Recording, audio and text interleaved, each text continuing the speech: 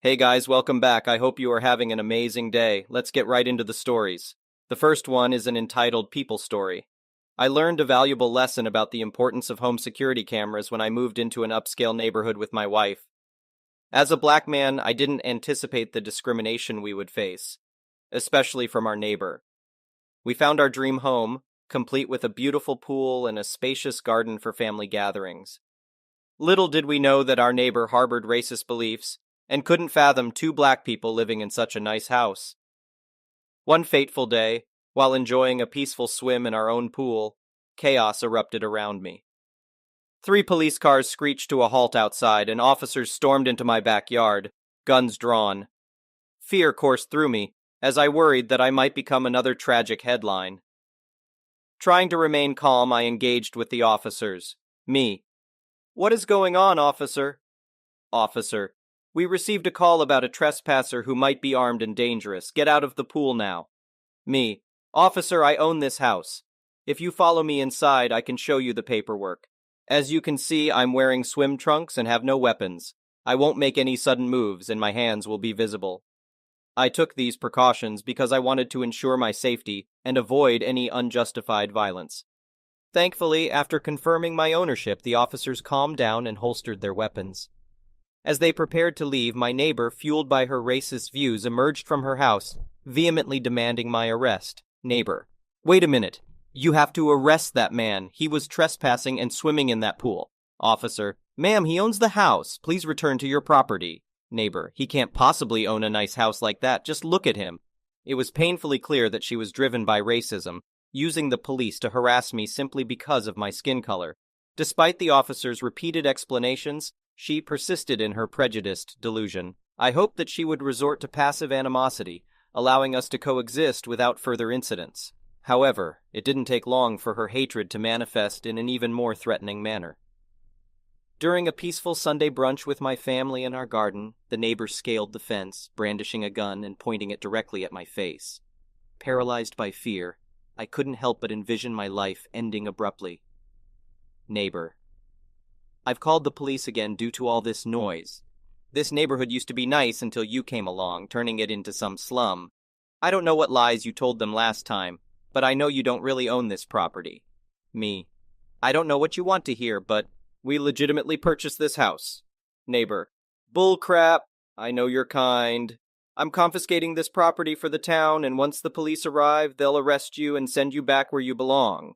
I hope you enjoyed pretending to be high class because you'll end up in a jail cell or worse." Her gun silenced everyone, forcing us out of the garden and onto the street as we awaited the arrival of the police. One officer approached me, attentively listening to my side of the story, while another entertained the neighbor's fabricated tale.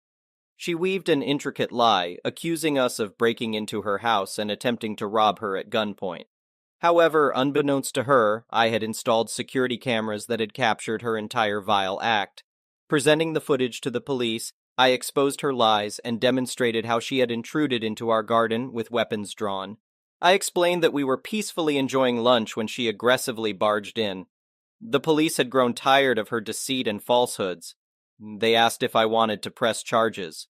Knowing that my state allowed for the use of force in self-defense, I considered my options carefully. However, I decided to focus on justice rather than revenge. What she had done was not only harassment, but also a hate crime. I firmly pressed charges against her, determined to hold her accountable for her racist actions. Within moments, I watched as my neighbor was handcuffed and placed in the back of a police car. The officers apologized for the trouble caused, assuring us that she would no longer be a nuisance. They encouraged us to enjoy the rest of our day and assured us that they were just a phone call away if any issues arose. As the police departed, my neighbor found herself in a world of trouble. The authorities became less concerned about her false accusations and more interested in the fact that the gun she brandished wasn't legally registered to her. With no license and no credible explanation for its origin, she faced serious legal consequences. She ranted about her supposed right to bear arms, claiming she needed protection against the dangerous criminals who had moved in next door. However, her excuses fell on deaf ears. The court sentenced her to community service, hoping that this punishment would serve as a wake-up call. They warned her that any future transgressions would result in more severe consequences, including imprisonment. She begrudgingly accepted the verdict, realizing that her hateful actions had brought her to this point. The next one is a pro-revenge story. This was in my grade 11 year of high school. My computer class had a year-long substitute teacher because our amazing teacher was out for a year working on a government contract. Our previous teacher was outstanding. He had 6 different classes in our classroom, all happening at the same time: computer repair, programming level 1, programming level 2, networking level 1, networking level 2A, and level 2B. He would give a lecture for each of the classes on a specific day of the week: programming on Monday, repair on Tuesday, and so on. We would all work in our own groups, and everything went quite well. The next year came around, and I found out that we had a sub for the year. I had 2 back-to-back blocks in this class because I was doing 2 courses. I wandered up to the class to see what kind of teacher we were dealing with, mainly interested because I was almost certain whoever they found did not have the credentials to teach at least half of those classes. The new teacher was a foreign woman that none of us had ever heard of before. For the purpose of the story, we will call her Mrs. S. I went and found my friends to tell them what I had seen. We were all optimistic because from a very short conversation, she seemed quite informed and had a good background. It didn't last long. On the first day of class, Mrs. S introduced herself as a programming teacher who had been in school for 4 years. She went on to tell us about her programming experience in Microsoft Excel and Microsoft Access. She then told us that the programming students would not be doing the Java and C++ course we had signed up for, and would instead be doing database and Excel because those are what she learned, and she said, they will be more useful than C and Java. She also went on to suspend all lunch clubs because she didn't think high school students could be trusted with computers alone. Understandably, some of us were quite upset about that, considering that we came there to program. She also did not give the repair people or the networking people any kind of support, and completely stopped their lectures as well, preferring to let them figure it out themselves and self-teach without giving any of the resources to do so, and occasionally throwing out a test pre-written by the last teacher for her. This continued for about 2 weeks until one day she came in and said, quite irritated, that we would actually be doing the Java now unless we wanted to keep doing database. So we switched to Java, and she basically left us out to dry from there. Because she wasn't teaching database anymore, she came to harass people in computer repair. First, she told us the shop room was too messy and made us throw out 90% of our training workstations and equipment because they were not important in her eyes. Equipment that did not belong to the school but actually belonged to the other teacher. We took home what we could steal for safekeeping, but she did end up throwing out a few $1,000s worth of equipment. Then she started imposing stupid rules on us, such as, you can't have the computer on while you are troubleshooting inside because you could electrocute yourself. Or, you don't need the case open to troubleshoot motherboard lights. Or my personal favorite and the most scary, maybe you should change the power supply to 240V if you aren't getting enough power. We followed most of her stupid requests as much as we could because she threatened to lock us out of the lab room and give us only textbook work if we didn't. Needless to say, it was a challenging time. One of the students in the networking area got fed up and started doing his own coursework and lecturing to us, so that we could at least get some kind of use out of the courses. To his credit, it was all very good, but Mrs. S had the audacity to force him into doing it from there on out, and then turn around and give him low grades for not getting his own work done on time. A few months of this very uneasy balance went by, and my mother came down with colon cancer. I had already had a handful of other family members suddenly taken from me by cancer, so understandably, this was a very stressful time. I was joking with my friends and trying not to break down over the whole thing. I had a very unstable laptop running Linux that would crash if looked at funny and had a horrible habit of corrupting the OS when the battery died because the reserve shutdown sensor didn't work anymore. The battery always read 0% but would go for an hour or two. While I was working on the school desktop computer, I had a few pages open that I was taking notes in, and a Facebook tab so I could keep in contact with my mother because she was in surgery, and I was waiting for her to come out. I looked over, and the teacher was snooping through my laptop, opening folders and closing windows, and eventually pushed the power button until it shut down, which also usually corrupted anything I was doing. The following happened. Me. What the hell do you think you are doing? Mrs. S. You shouldn't be on Facebook or writing notes on a personal computer during class time, especially when your grades are slipping. Thanks for bringing that up in front of everyone. Me. That gives you no right to touch my stuff. You better hope you didn't just corrupt everything. This laptop breaks easily. Mrs. S. Then you shouldn't have it out during class. Keep that tone up, and I'll see you get a detention. At this point, I am trying just to keep calm because if I get too emotional, I have a tendency to explode. This is often made worse because of my mild autism. I took a second, replied in a calmer tone. Me. I'm sorry, I'm just having a hard time at home right now. My mother was diagnosed with colon cancer and I am waiting to hear back. And this is the part that really set me off, Mrs. S. You don't look like a kid whose mother has cancer. Quit making sob story excuses. Are you kidding me? It took every fiber of my body not to stand up and slap the teacher right there. I gave her the dirtiest 1,000-yard stare I think I have ever done while also trying not to burst out crying. I spoke to nobody for the rest of the day until I got home. People kept asking if I was okay, and I ignored everyone. My mother was out of the hospital and home by the time I got there. I broke down crying and told her about my day. Her face was comforting, but you could see the fire of an angry woman behind her brown eyes. She told me not to worry and that it would be okay. A few weeks passed and I was called into the office for a one-on-one parent-teacher conference. Someone forgot to tell me about. There were all the teachers I had that year, good and bad. My learning assistance teacher, the VP, and the principal herself. They told me that we were there to discuss my grade slippage as soon as my mother came. My mother was about 10 minutes late, leaving me to awkwardly sit with all these people. She came in and was all smiles. Mother, sorry I am late. I got held up at the hospital. Someone, but I'm not sure who, asked her why she was at the hospital and if everything is okay. My mother answered in her happy way. Mother, I was just getting my cancer checked on because I have cancer. The room went cold and her voice seemingly dripped with blood when she said it. My computer teacher went pale and everyone in the room gave a confused, "What on earth did you do, look?" My mother proceeded to relay how I came home crying about how I was treated to everyone present, while Mrs. S. tried to become one with the wall of the small meeting room. She kept it short, but to paraphrase, she added the following. Mother, how dare you say something so careless to my son? I hope you are ashamed, and I hope you don't get invited back for another year. She then returned back to her normal happy self and discussed my grades like nothing happened, while half the teachers were still trying to figure out what just happened. My mother told them that now she was out of the hospital, my grades should improve again. I just sat quietly the whole time and tried to suppress bursting out laughing. After that day, Mrs. S. never directly spoke to me again. She had instructions relayed through other people or gave them to the class as a whole. She did her damnedest to be nowhere near me and say nothing to me. My grades improved quite a bit, and the year ended with me passing.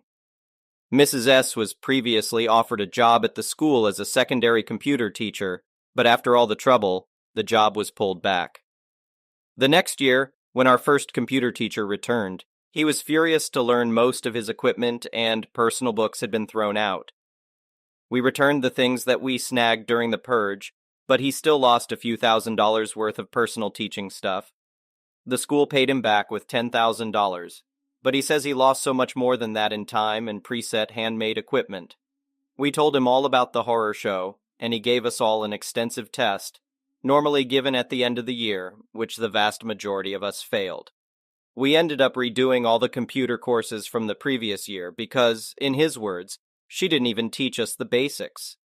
That sub can no longer teach in this or the neighboring districts. The next one is a petty revenge story, so I rent a house with my husband and 2 of our friends. It's a 5-bedroom house. Rent is outrageous in our area, $2,400 for a 1-bedroom apartment. So we found this house for $3,000. Not a bad deal while we save up to buy a house. There are other houses in the neighborhood like this as well. Our next-door neighbors have a 5-bedroom house, and they have 9 people living in it. So it is chaos over there all the time. In our neighborhood, we can choose the trash company, and it just so happens that we have the same trash company as the next-door neighbors. Our trash company wants us to have the trash out by 7 a.m. We don't always get it out that early, though, and that's where this problem started. Most of the time, they don't pick up our trash until 11 a.m. So as long as the trash is out before the trash pickup arrives, they can take our trash. The people next door have 3 trash cans, and they are overflowing every single week.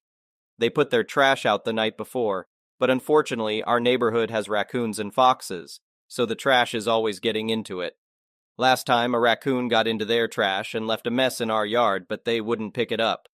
I was pretty pissed about it, but I just let it go and cleaned up their trash. I did put it back in their trash can, and they just sat out front glaring at me while I did that. Here is where the incident started. A couple of weeks ago, I didn't get our trash out until almost 9 a.m. All 4 of us were sick with COVID. I was on the mend and feeling a little bit better, but I slept in and forgot to put out the trash at 7 a.m. So I went to put the trash out, and my neighbor started yelling at me, saying, "You were supposed to have your trash out by 7 a.m. You can't put your trash out now." I said, "Well, they haven't come to pick up the trash because your trash cans are full, so it's not a big deal." He said, "No, that's the rule. Your trash has to be out by 7 a.m. If it's not, you can't get your trash picked up this week." I said, "I understand that they want the trash out by 7 a.m., but they haven't come to pick it up yet, so it doesn't matter." I went ahead and walked inside. I went back to bed, and a couple of hours later I got up to see that our trash cans were put to the side of the house and they were still full of trash. That means someone moved our trash cans. Our other neighbor came up to me the next day and said that she saw him put our trash can back. She didn't know the situation, so she wasn't going to butt in and tell him not to do that. Our neighbors are also very proud of their last name. They literally have a flag in their front window with their last name. So, I called the trash company and said that I was Mrs. So-and-so and needed to set up a vacation hold for our upcoming pickup. They said, "No problem, we won't pick up your trash next week." They only asked for the address, no other information. The next week, I made sure that our trash was out at 6:45 a.m. Then I sat and watched for the trash truck, and I saw them come past the house. They drove past my neighbor's house, didn't pick up their trash even though it was overflowing, picked up ours and the other few people who also had them, and left. I know I'm an a-hole for doing this, you don't need to tell me.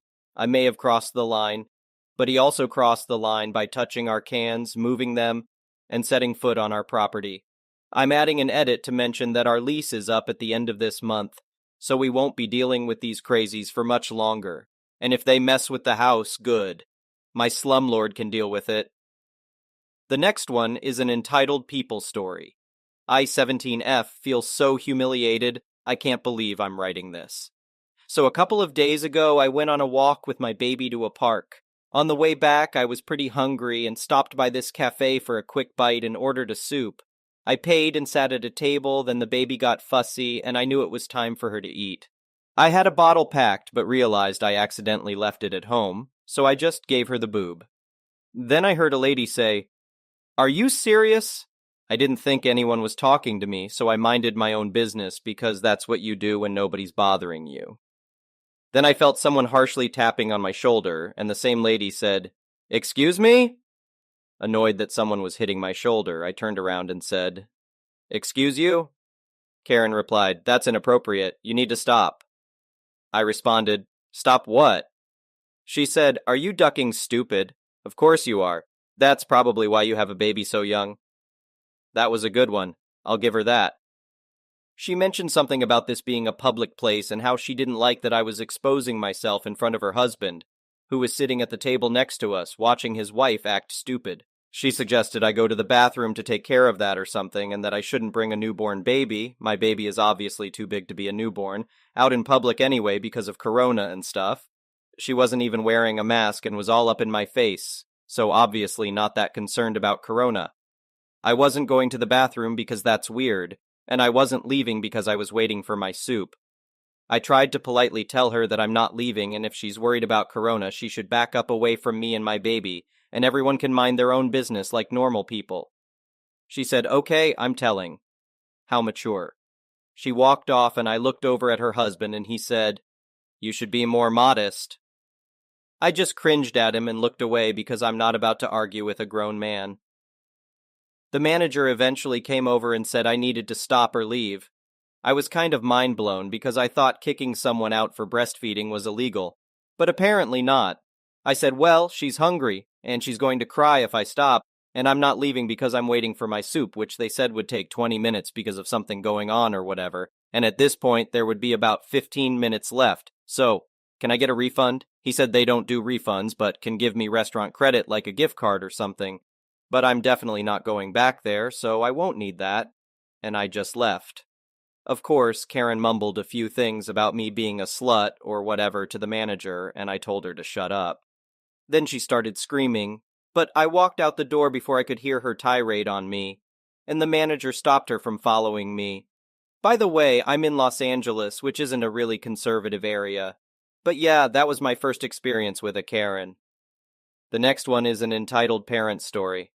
Our household always revolved around money, even though my mom made more than enough money, and we were not struggling by any means. She complained about every single thing she had to buy for us. Everything. Food, clothes, medical expenses, toys, laptops, phones, school costs, everything. We always knew exactly how much we were costing her. We didn't dare ask for unnecessary things like leisure activities, expensive toys, or hobby supplies. We started working very young, and she manipulated and guilted us into giving her all the money we earned to pay off what we owed. When I turned 18, she completely cut me off financially, but kindly offered to let me rent my bedroom out from her, and sent me an invoice of every cent I've ever cost her, totaling over $700,000. She billed me for Christmas and birthday presents. She even billed me for her medical expenses during the pregnancy and delivery, and wanted me to back pay rent to live in the house from birth. She did the same to my sister 2 years later when she turned 18. We were supposed to pay her back over time starting the day we turned 18. Both of us were still dealing with a lot of internalized guilt from her constant manipulation, so we actually did pay for a while. Aside from necessary expenses, our entire paychecks were going to her. We rented our bedrooms in her house, and she separated her food, cleaning supplies, cookware, and tableware from ours and charged us to use them. She generously included the use of the household appliances in our rent. It wasn't until I was 21 and my sister was 19 that enough people had told us this whole arrangement was unhinged that we finally snapped out of it. We moved out together and have stopped paying our mom, or even contacting her at all. Thank you for watching. I would really appreciate it if you could like the video and subscribe to our channel if you haven't already.